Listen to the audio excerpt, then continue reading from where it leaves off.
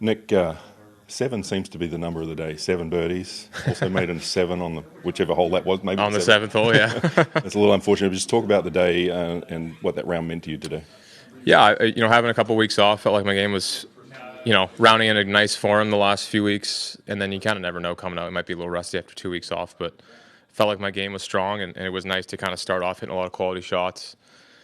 The 7th hole, I had a great drive. I had a club in trying to go for the green, hitting a spot that I just kind of compounded from there, and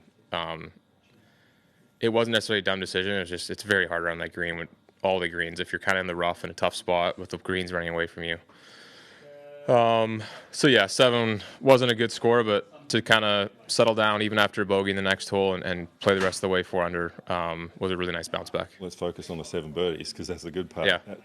You're obviously doing a lot of things well to make 7 birdies. What was it specifically that you were doing well? I hit a lot of fairways, but the wedges on the holes that you have wedges, I was able to hit them in pretty close proximity, and I felt like I've been putting it well for a good stretch now and been seeing the line. So had some opportunities I missed, but also made a couple nice putts coming in.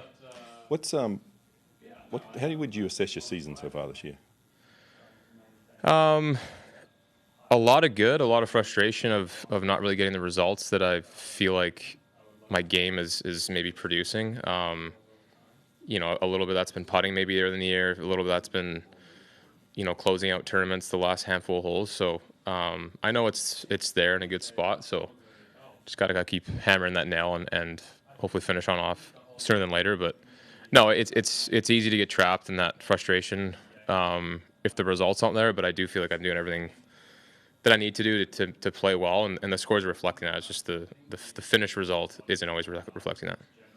Nick, you finished 4th here last year, some past success. What is about this course that really strikes you? I think my iron game's been a strong part of my game for a while now, and that definitely is a premium out here. Hitting the fairways here is important with how high the rough is, but once you're coming into the greens, you just got to be precise with how far you're hitting it. There's a lot of slopes you can use, but if you're a little bit off, you can get penalized quite severely. So everything needs to be on. But yeah, it's nice having good mojo coming off last year, coming into this year. With these couple of weeks off, what were you working on most, and how do you think you found success with that today?